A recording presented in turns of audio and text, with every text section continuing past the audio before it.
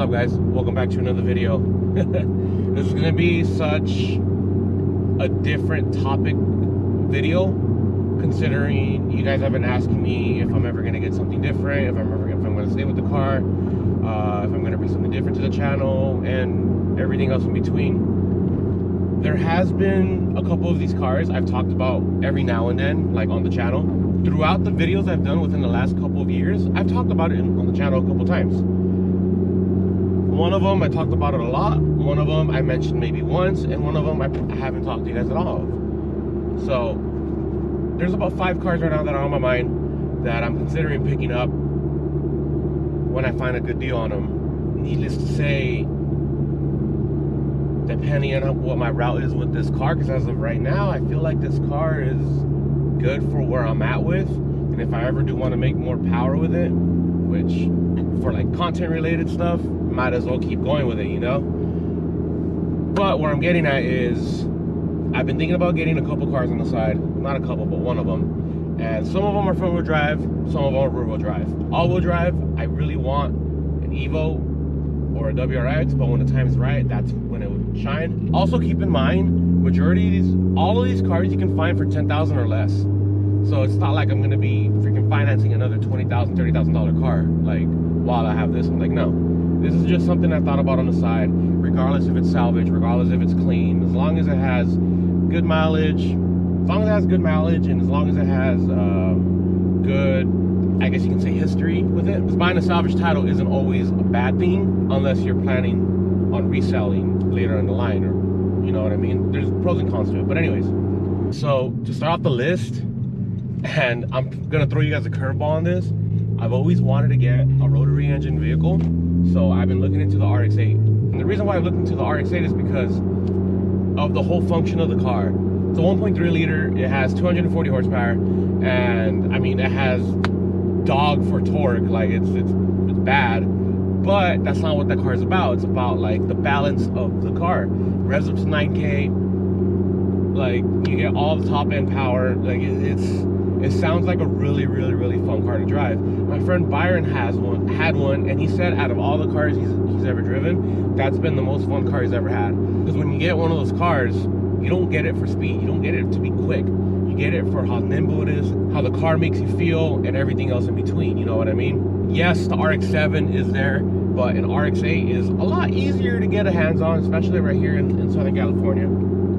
And I think it'd be a really good aspect to the channel, considering not a lot of people out there have RX-8s, but that's just been one of the cars right there. To say I'm going to be getting something very reliable, I mean, it's a second car for a reason. It's for project purposes, so I wouldn't know what route I would take with that one. But the 4 of the cars that I'm going to mention, including this one, would pretty much be oriented around the track. I've been wanting to take this one to the track, but I'm very scared of and ignorant about something breaking with this car while I'm there, so then I'd be screwed, you know? The RX-8 I think would be a really good track machine. The second one I would like is an HR350Z. Those cars have a lot of ups and downs with them. You either get a really good one or you get a really trashed one, I guess. A lot of people don't. I like to say that, and I'm probably gonna get hate for this, I like to say that 350Zs are the Civics of their, like, of that criteria, because like everybody has one, you can make good power out of them, and they're so fun to drive. Like, they have their own unique characteristic, if that makes sense. Like, you know it's a 350Z just by hearing the exhaust. And that's what I like about it. Some of those exhausts, you can make them really obnoxious, but you can do that to any car. And with those cars, you know, with the right mod setup, you'd have a really gnarly and fun NA bolt-on machine, considering they react well to bolt-on and tunes. So, and because it's NA, you have so many different possibilities out there to do what you want. So I know the car has been overdone, but I've always wanted to own an HR350Z. That would be really fun. Those are really the only 2 cars, rear-wheel drives, I'd ever consider getting. Yes, the S2000 does exist, but I've looked around. I will not find one for under 20K that fits what I want, that's low mileage and in good condition. All the other ones that are around 10K are either salvage and or bunk for from whoever's selling it. So yeah, like the STK I would like to own an STK one day, considering my big ass actually fits in one of them. I actually fit in one of them. I can get in and out easily, but I would really like to own one of those two cars as my rear-wheel drive platform of where I'd be learning. The other three cars I've talked about a couple times. Now the next one would be a 1995 Honda Prelude. I've talked about this car plenty of times on the channel, and I've always wanted to own one. I've driven one, and I loved how it felt stock, but I was like 18 years old. And I loved how it felt stock. I like how the interior is very ahead of its time, I guess you can say, for that car. It's definitely ahead of its time. So I would really like to get one of those. I really wanted to own an H series engine. Yes, the K series exists. Yes, the B series exists. Even the D series is good at certain aspects, but nobody really talks about the H series. The H series is such an underrated platform. I mean, all of the Honda engines out there are good for what they are in their own criteria. So I feel like having that underneath it with gaining more experience for it would be really, really, really fun. That's one of them right there.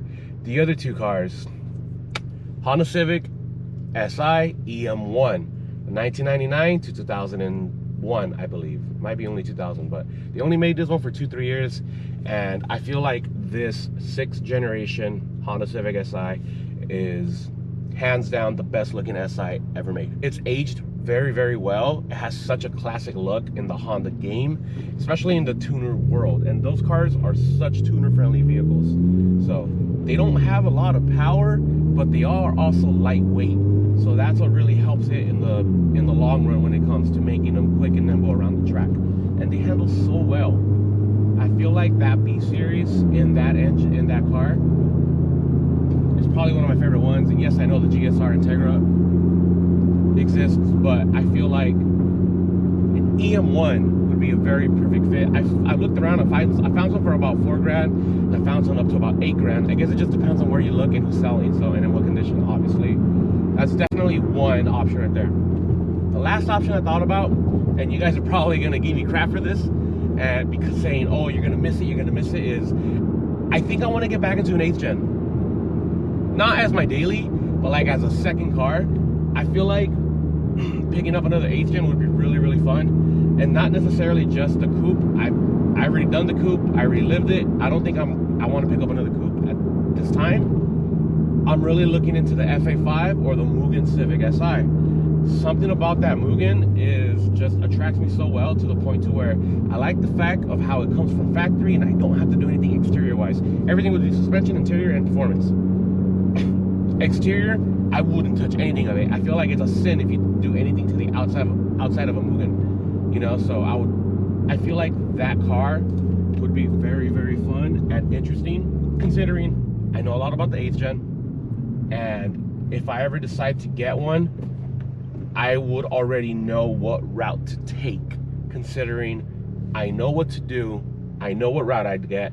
A lot of you guys started following me because of the 8th gen, and I feel like you guys would appreciate it if I did end up picking up an 8th gen. Even if it's just an FA5, with the FA5 itself, I'd be able to start from scratch and start something all over again. And with the FA5, you could find them for like $4 grand around the area, depending on it is bunked or not bunked. Like you would make it your own unique car. So if I did end up getting an FA5, I feel like I'd probably do like that Type R European retro conversion kit, the front end and the rear end. Like I feel like I would do that whole conversion. I don't know, just those 5 cars, I've thought about it hands down. To say I'm gonna get them tomorrow is obviously not, but I've been thinking about it because I'm looking into what I'm gonna be doing next with this car. I've talked about a couple times that I really wanted to get a Type R, but if I get that, then it's gonna be a different, it would totally change the route that I'd be taking with this. A lot of people are telling me, why didn't I just get the Type R in the beginning? Because I really wanted to try out the SI. You already talked about it a couple times, and I have not been disappointed from it. And the 11th gen is around the corner. They're gonna reveal it sometime later this year, and it should be on sale by the time mid next year. And the 11th gen Type R looks, sounds, and feels great. Then we might have a contender, because I'm in love with the 10th generation Type R. A lot of people already hate the 11th generation Civic, but you can't really hate on a car that you're not gonna buy, that you haven't driven, because of just the way it looks. You know, I'm not saying it's the most attractive car out there, but I'm not saying it's the ugliest. I'm not a fan of the sedan. I like the hatchback a little bit better than the base model. You guys also have to understand, we haven't seen the SI model and we haven't seen the Type R model. We've only seen the hatchback and we only seen the base and the Sport, whatever you want to call it. Everybody was talking down on the 10th gen when it came out, and look where it's at now. Very, very, very good in the aftermarket world. Everybody loves it. It does have its flaws, so I'm hoping that with the 11th generation SI and Type R, that Honda fixes those issues. And we're gonna have to wait and see from there. But I don't know, guys. RX-8, 350Z HR, Honda Prelude, FA5 Mugen Civic Si, and a Honda Civic EM1. All those cars I can find for under 10,000, maybe even under 8, if I look really well for them. So it would be an interesting addition to the channel. That way I can bring in a different set of audiences. But let me know what you guys think. Would you guys like me to do that, or do you guys have other cars in mind that you would like me to investigate and learn upon? So again, I'm not trying to just stick to Honda. I love Honda, but I don't think I'm going to stick with Honda for the rest of my life. It's more of a experiencing different models so that I can just experience different. That's why I like reviewing cars. Like, I drove a GTI the other day, checked that off the bucket list.